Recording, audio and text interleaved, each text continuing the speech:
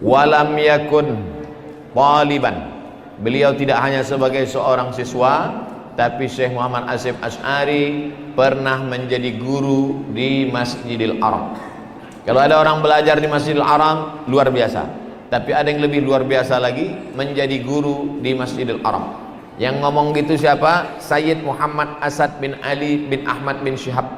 Beliau menulis kitab judulnya Al-Allamah Muhammad Hasyim Asy'ari Wadi' Labinatul Istiqlal Indonesia. Ditahqiq dan ditaklik oleh Asy Abdul Qadir Jilani, dicetak oleh Maktabah Turas Ulama Nusantara, cetakan pertama tahun 2016. Di situ dituliskan dengan jelas bahwa Syekh Muhammad Hasyim Asy'ari pernah menjadi guru mengajar di Masjidil Haram, dan beliau punya murid-murid dari berbagai negara, khususnya dari Asia Tenggara. Tapi beliau kembali ke tanah air. Apa pelajaran dari sini? Setinggi apapun prestasimu di negeri orang, kembalilah ke kampung halaman. Kalau hanya sekedar untuk hidup, mungkin Syekh Muhammad Hasyim Asy'ari tak kembali ke tanah air. Beliau cukup tinggal di Makkah. Mungkin sampai hari ini anak cucunya akan menjadi orang-orang kaya di kota suci Makkah Al-Mukarramah. Tapi beliau tidak begitu, mengamalkan firman Allah, "Falawla nafara min kulli firqatin minhum ta'ifatun." Jangan semuanya pergi berperang. Mesti ada 2-3 orang liyatafaqahu fiddin, mendalami ilmu agama. Untuk apa gunanya? Liunziru qaumahum, supaya nanti kalau sudah tamat hatam kitab ini, Syekh Hasyim Asy'ari hafal Quran. Begitu disebutkan oleh Al-Muallimi dalam kitabnya A'lam Makkiyin. Ada orang Arab menulis kitab namanya A'lam Makkiyin, tokoh-tokoh ulama-ulama dari Makkah. Di antaranya yang dia tuliskan situ Syekh Muhammad Hasyim Asy'ari. Di situ dia katakan Syekh Muhammad Hasyim Asy'ari hafizal Quran, hafal Quran waktu masih kecil. Lalu kemudian Syekh Hasyim Asy'ari pulang ke Karangkates, Kediri. Lalu kemudian cerita beliau pulang ini adalah setelah 6 tahun di Makkah. Syekh Muhammad Hasyim Asy'ari 6 tahun belajar di Makkah. Dari berbagai masyayikh yang saya tulis 17 orang ulama-ulama tadi, belajar hadis, belajar fikih, belajar bahasa Arab, belajar usul fikih, alim dari berbagai macam ilmu. Lalu kemudian 6 tahun lamanya datanglah seorang kiai namanya Kiai Romli. Waktu itu Kiai Romli mau pergi haji, nama kampungnya Karangkates, Kediri. Kiai Romli membawa anak gadisnya namanya Nyai Khadijah. Lalu kemudian dinikahkanlah. Senang Kiai Romli melihat Syekh Muhammad Hasyim Asy'ari dinikahkan dengan anaknya. Lalu setelah menikah kembali lagi. Yang dulu pertama meninggal Nyai Nafisah, menikah dengan Khadijah, pulang. Beliau pulang sampai ke tanah Jawa pada tahun 1899. Belum masuk 1900. 1899 beliau pun kembali ke tanah Jawa setelah 6 tahun di kota suci Makkah Al-Mukarramah. Apakah setelah beliau pulang ke tanah air lalu hubungan dia dengan kawan-kawannya tadi putus? Tidak. Beliau tetap menjalin hubungan dengan Amir Abdul Karim Al-Khattabi. Ini adalah tokoh revolusi dari Maghribi, Marigi, Maroko. Bayangkan di zaman itu belum ada grup WhatsApp, belum ada telepon, belum ada email, belum ada YouTube. Beliau tetap ada kontak kepada Abdul Karim Al-Khattabi dari Maroko. Hubungannya tetap baik. Beliau punya hubungan baik dengan Sayyid Muhammad Amin Al-Husaini. Itu pimpinan ulama Palestina. Beliau menjalin hubungan dengan Muhammad Ali Shaukat, pimpinan revolusi dari India. Beliau menjalin hubungan dengan Muhammad Ali Jinnah, mujahid dari Pakistan. Beliau punya hubungan baik dengan Said Alawi bin Tahir Al-Haddad, mufti dari Johor. Beliau tetap menjalin hubungan baik dengan Syekh Ahmad Arif Zain, pendiri majalah Al-Irfan. Jadi beliau tidak hanya belajar hadis, tidak hanya mengajarkan Sahih Bukhari, Sahih Muslim, Muwatta Malik, Musnad Ahmad bin Hanbal. Beliau tidak hanya seorang ahli hadis, tapi juga punya pergerakan melawan penjajahan. Maroko waktu itu dijajah oleh Prancis, India dijajah oleh Inggris, Indonesia dijajah oleh Belanda.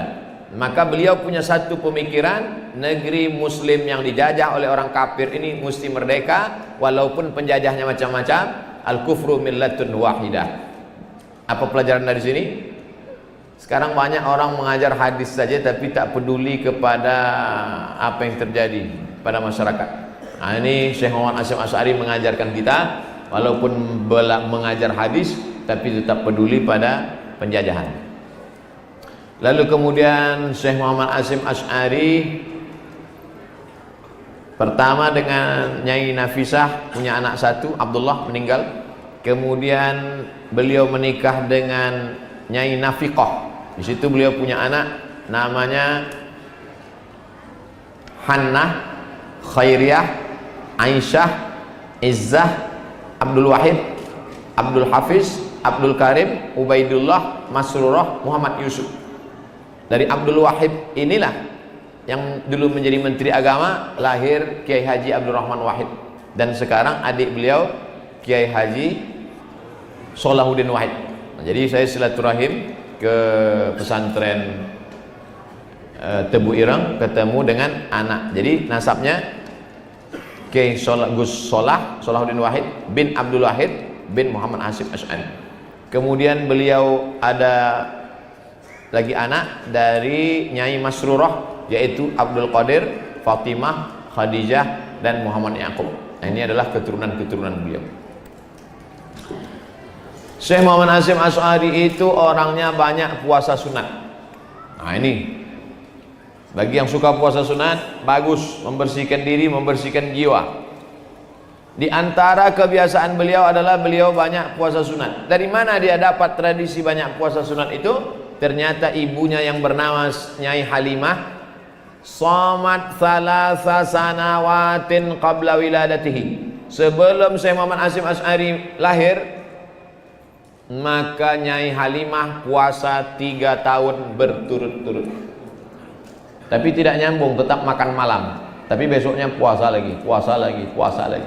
Jangan heran kenapa anaknya suka puasa, karena emaknya suka puasa. Jangan heran kenapa anaknya suka lagu dangdut, karena emaknya suka ngaji. Artinya apa? Beliau suka puasa, riyadhahnya tinggi. Maka jangan heran kalau dia hafal. Saya ketika baca buku-bukunya itu, saya yakin dan percaya sebagian besar itu dia tidak lihat buku. Beda dengan kita sekarang nulis, kopi atau baca buku. Dia tidak lihat buku. Karena saya lihat lain di buku teks asli dengan yang ada di buku dia. Terjadi beberapa perbedaan kalimat. Di situ saya kesimpulkan dia tidak baca buku, tapi dari hafalannya, dari kepalanya. Kenapa bersih? Karena banyak puasa. Nah, ini sengaja saya kutip, saya ambil beliau banyak puasa sunat, dan itu dia ambil dari tradisi ibunya. 3 tahun puasa sebelum beliau lahir. Ini jadwal rutin beliau. Bagaimana jadwal rutin beliau? Beliau bangun malam tahajud witir, habis itu tidur, kemudian beliau bangun lagi sholat subuh. Habis sholat subuh beliau tidak keluar dari masjid, dia baca wirid dan hizib.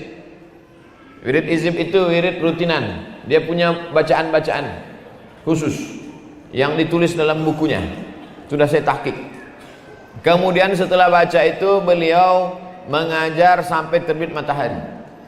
Habis itu beliau habis terbit matahari, beliau menjumpai pekerja-pekerja yang mengurus kebun, karena beliau punya sawah. Sawah inilah yang menghidupi pondok pesantren. Jadi tidak hanya sekadar baca kitab, hadatsana Ibnu Qutaibah bin Sa'idin, hadatsana fulan-fulan, tidak. Tapi beliau punya 2. Pertama usahanya toko, dia punya toko di Jombang. Yang kedua dia punya sawah. Maka beliau ada waktu kosong khusus untuk melihat itu. Lalu kemudian itu dia baca kitab. Habis itu baca kitab yang dibaca kitab Al-Muhazzab Muwatta. Kemudian setelah itu beliau menyambut tamu. Nah, jadi tidak hanya mengaji tapi juga tamu-tamu yang datang beliau sambut. Setelah itu sebelum sholat zuhur beliau qailulah. Qailulah ini tidur siang sedikit, ikut sunnah Nabi Muhammad SAW. Sekarang kita masuk kantor dari jam 8 pagi sampai jam 4 sore. Habis itu pulang ke rumah. Di malam hari pula masih begadang lagi, nongkrong-nongkrong sampai jam 11 malam. Makanya hidup orang sekarang tak awet. Sampai 40-45 batuk mati. Beliau kenapa badannya sehat sampai tua? Karena hidupnya makannya sedikit, karena banyak puasa sunat, buka puasanya sedikit, dan tidurnya full. Malam tahajud witir, habis isya ngaji tidur, dan dia siang ada tidur ikut sunnah Nabi, tidur qailulah. Kemudian setelah zuhur beliau membaca kitab lagi, baca kitab ke murid-murid. Setelah itu sore-sorenya beliau meriksa tugas-tugas yang dikasih, sudah selesai atau belum. Kemudian itu beliau sholat asar, habis itu baca kitab Fathul Qarib. baca kitab Fathul Qorib, kitab fikih sore. Setelah itu nunggu azan maghrib, duduk nunggu azan maghrib, beliau baca buku. Jadi beda antara ada wirid ngajar, ada qailulah, ada makan, ada puasa, ada baca buku. Sekarang banyak orang ceramah tak pernah baca buku. Akhirnya ngomong ngawur, tak kemana-mana, ngelantur. Beliau baca buku tetap. Sebelum azan maghrib beliau sempatkan mutalaah baca buku. Setelah itu sholat maghrib berjamaah. Habis sholat maghrib ke isya beliau nyambut tamu lagi. Jadi ada tamu siang, ada tamu sore. Tidak menyepelekan tamu. Habis maghrib ke isya datang tamu, jumpa, konsultasi, minta barokah, minta doa dan lain sebagainya. Setelah sholat isya baru beliau baca kitab Ihya Ulumuddin, tasawuf. Coba tengok. Kalau siang dia baca kitab fikih, tapi kalau malam dia baca kitab tasawuf yang ditulis oleh Imam Abu Hamid Al-Ghazali. Bagi yang mau ikut jadwal Syekh Muhammad Hasyim Asy'ari ini sehat, bagus. Lalu kemudian beliau juga baca tafsir. Tafsir yang beliau pilih tafsir Ibnu Katsir. Kenapa tafsir Ibnu Katsir? Karena dia ahli hadis. Tafsir yang paling selamat dari Israiliyat tafsir Ibnu Katsir. Sementara di zaman itu yang dibaca di tempat-tempat lain tafsir Khazin, tafsir Thalawi yang mengandung kisah-kisah Israiliyat. Tapi Syekh Hasyim Asy'ari membacakan kitab tafsir Al-Qur'anil Azim yang ditulis oleh ahli hadis yang paling selamat dari Israiliyat, yaitu kitab tafsir Al-Qur'anil Azim ditulis oleh Syekh Imam Abdul Fida Ismail Ibnu Katsir. Setelah itu malam beliau makan. Beliau makan malam jam hatta sa'ah hadiyata asrah. Beliau makan malam jam 11. Tapi makannya tak banyak, sedikit. Beliau makannya malam sekaligus untuk persiapan besok puasa. Kemudian beliau liburnya 2 hari, hari Selasa dan hari Jumat. Hari Selasa itu dikhususkan untuk periksa kebun dengan toko-toko barang dagangan, berapa laku, berapa modal, berapa keuntungan untuk pondok pesantren, dan kemudian untuk melihat sawah. Itu hari Selasa. Sedangkan hari Jumat beliau khususkan untuk 2, banyak-banyak baca Quran dan sholawat Nabi. Ini bukan hanya sekedar berita cerita tentang hidup beliau, tapi kita ambil jadi pelajaran. Mudah-mudahan kita bisa mengikut gerak langkah beliau, insyaallah. Amin. Hari Jumat banyak-banyak. Beliau tidak pernah meninggalkan sholat berjamaah. Suatu hari ketika beliau kena demam panas. Kena demam panas 4 tahun sebelum meninggal. Jadi kalau beliau meninggal umur 76, berarti waktu itu umurnya 72. Waktu itu dia kena demam panas. Lalu kemudian kata santrinya, Kiai, kalau gitu sholatnya di kamar aja, sholatnya di rumah aja, karena ini demam panas. Apa kata beliau? I'lam ya bunayya anna nara jahannama asyad min hararati hadhil humam.